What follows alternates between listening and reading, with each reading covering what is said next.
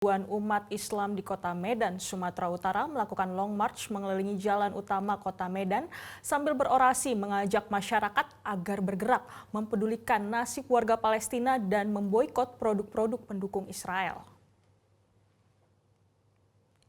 Usai long march, ratusan umat Islam ini melanjutkan unjuk rasa di depan Masjid Raya Al-Masun Medan dengan menggelar orasi yang dilakukan oleh pemimpin gerakan Ormas Islam ini.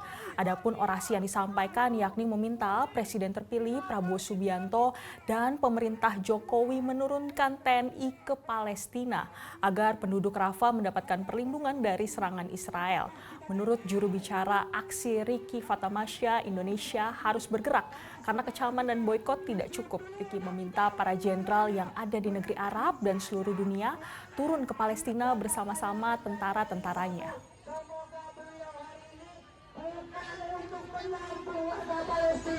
Indonesia menyatakan menyerah. Jelajahi cara baru mendapatkan informasi. Download Metro TV Extend sekarang.